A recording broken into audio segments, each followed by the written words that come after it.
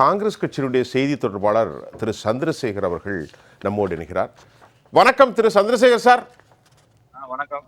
வணக்கம். தற்போது இந்த தேர்தலுக்கு பிந்தைய கருத்து கணிப்புகள் பாரதிய ஜனதாவுக்கான ஒரு வாய்ப்பை ஏற்படுத்தியிருக்கிறது. மகாராஷ்டிராவில் பீப்புள் பெல்ஸ் போன்றவைகள், ரிப்பப்ளிக்கு, மற்றவைகளெல்லாம் நாங்கள் பேசுகிறோம், ஒன்று எடுத்து பேசலை.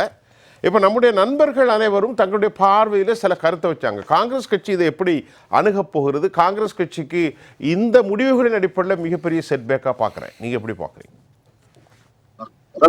அகில இந்திய கூட இந்த கருத்து கணிப்புகளை புறக்கணிப்பதாகத்தான் அறிவிச்சிருக்காங்க. இன்னைக்கு கூட இந்த மாதிரி கருத்து கணிப்புகளை புறக்கணிக்க வேண்டும் என்றுதான் அறிவிச்சிருக்காங்க. ஏன்னா ஏன் என்று சொன்னால், இவர்கள் முதல்ல டோட்டலை போட்டுட்டு அதுக்கு தகுந்த மாதிரி நம்பர்ஸ் எழுதிக்கிற மாதிரி இந்த கருத்து கணிப்புகளுக்கு இவ்வளவு டோட்டல், இவ்வளவு வரணும், எட்ஜுக்கு இவ்வளவு வரணும் அப்படிங்கிற டோட்டல்ஸ் எல்லாம் போட்டுட்டு கடைசியா அந்த என்னென்ன பார்ட்டிக்கு எவ்வளவுன்ற மாதிரி நம்பர்ஸ் எழுதுற மாதிரி தான் தெரியுது. இவ்வளவு ஒரு பெரிய சயின்டிபிக்கா இருக்கிற மாதிரி தெரியல. ரீசன்ட்லி இந்த கருத்து கணிப்புகள் எல்லாமே பொய்யாக இருக்கிற கடந்த கால கருத்து கணிப்பு முடிவுகள்ல, அதாவது ப்ரீ போல் கருத்து கணிப்பாக இருக்கட்டும், அதன் பிறகு இப்ப எக்ஸிட் போலாக இருக்கட்டும், ரெண்டுலயுமே அந்த கருத்து கணிப்புகள் தவறாக போனதை பாக்குறோம்.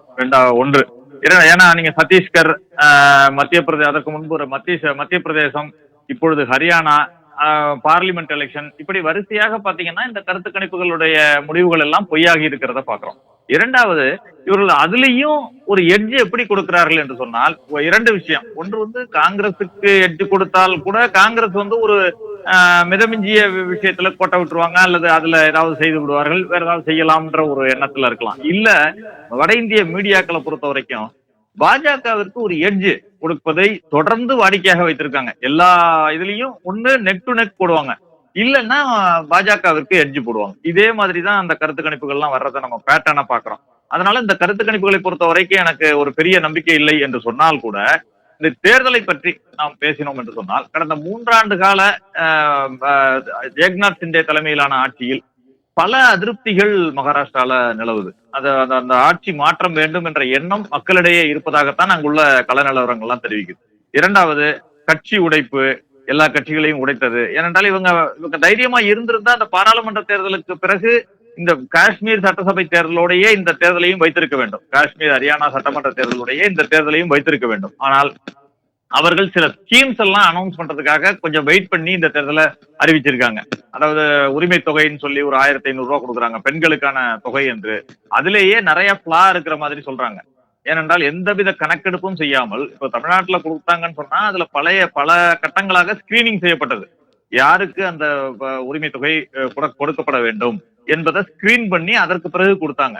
ஆனா அங்கு கிட்டத்தட்ட 2 கோடி பேருக்கு கொடுப்பதாக சொல்லப்படுகிறது. ஆனால் பலருக்கும் இறந்தவர்களுக்கெல்லாம் சென்றிருக்கிறது என்ற தகவல் கூட வந்திருக்கிறது. அது இன்னும் கொஞ்ச நாள் கழிச்சு வெளில வரும். இறந்தவர்களுக்கெல்லாம் கூட இந்த உரிமை தொகை, அந்த உதவித்தொகை, மகளிர் தொகை கொடுக்கப்பட்டிருக்கிறதாக தகவல் வருது. ஏனென்றால் அவசரமாக கொடுத்து தேர்தலை நாம் சந்திக்க வேண்டும் என்று அவர்கள் நினைத்திருக்கிறார்கள். அதே போல சில விஷயங்கள், ஏன்னா அவர் முன்பு பேசின பிரியன் சார் கூட சொன்னாரு, பல மைனஸ் அங்க விவசாயிகள் தற்கொலை, சிவாஜி சிலை சரிந்து விழுந்தது போல பல விஷயங்கள் அங்க மைனஸ் இருக்கு.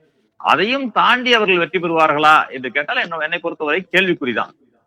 பாஜக ஒரு தனிப்பெரும், என்னுடைய கணிப்பை பொறுத்தவரை பாத்தீங்கன்னா பாஜக ஒரு தனிப்பெரும் கட்சியாக வருவதற்கான வாய்ப்பு இருக்கிறது. ஆனால் அங்குள்ள உடைந்த சிவசேனா, அதாவது ஏக்நாத் சிண்டே தலைமையிலான சிவசேனாவும் சரி, அஜித் பவார் தலைமையிலான தேசியவாத காங்கிரசும் சரி, கண்டிப்பாக மிகப்பெரிய சரிவை சந்திக்கும் என்பதுதான் அங்குள்ள கள நிலவரம்.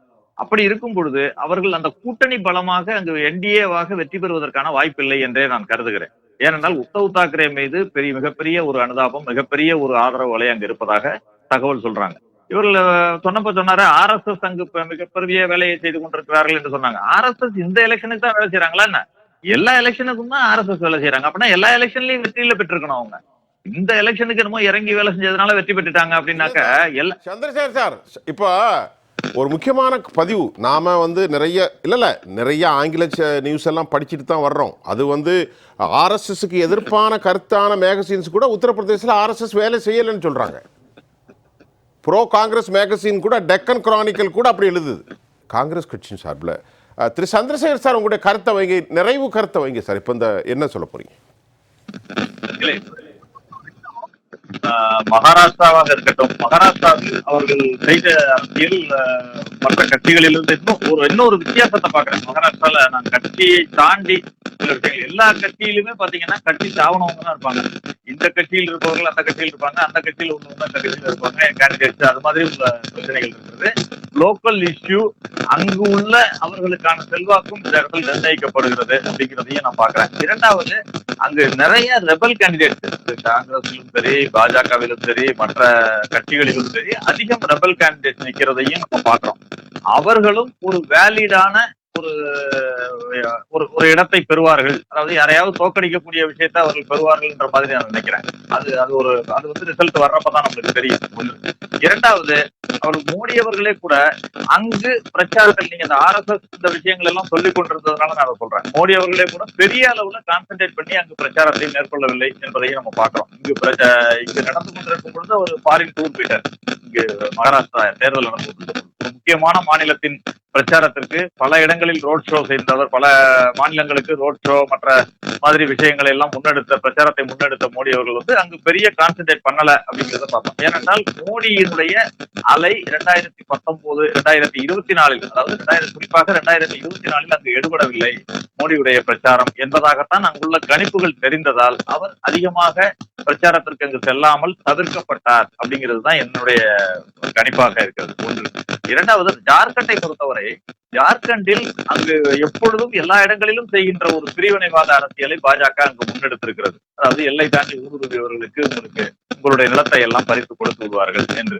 ஆனால் இரண்டு விஷயங்கள் அங்கு எடுபட்டதாக பார்க்கிறேன் நான். ஒன்று, அந்த சிபு சோரனுடைய மகன் இப்பொழுது இருக்கிற ஹேமந்த் சோரன் ஒரு மிகப்பெரிய பழங்குடியின தலைவராக அங்கு இருக்கிறார் என்பதை மறுக்க முடியாத ஒன்றாக இருக்கிறது. ஏனென்றால் இவர்கள் சம்பாய் சோரனை வச்சு அவர் உள்ள தள்ளி, அவர் ஹேமந்த் சோரனை உள்ள தள்ளி சம்பாய் சோரனை வச்சு அந்த கட்சியை பிளக்க முயற்சி செய்த போதெல்லாம் பிளவு எதுவும் ஏற்படுத்த முடியவில்லை என்பதையும் நம்ம அங்க பார்த்தோம்.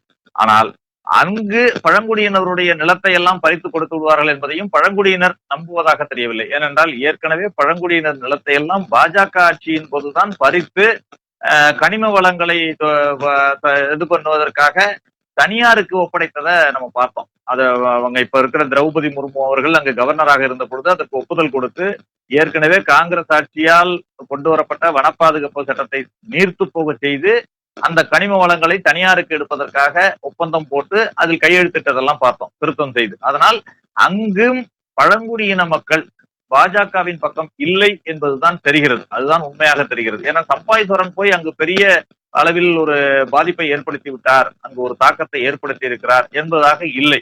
எனவே மகாராஷ்டிராவிலும் சரி, ஜார்க்கண்டிலும் சரி, காங்கிரஸ் மற்றும் கூட்டணி கட்சிகளுக்கான வாய்ப்பு பிரகாசமாக இருப்பதாகவே நான் நினைக்கிறேன். சார் வெயிட் பண்ணுவோம். சந்திரசேகர் சார், இப்போ என்ன இன்னைக்கு முடிஞ்சது 20, இன்னும் 2 நாள் தானே, 23ஆம் தேதி காலையில் உங்களுடைய கருத்து கணிப்பு சரிதான். ஆனால் நீங்கள் ஒரு பாயிண்ட் சொன்னீங்க, பிரியன் சார் கூட அதை அக்செப்ட் பண்ணாரு.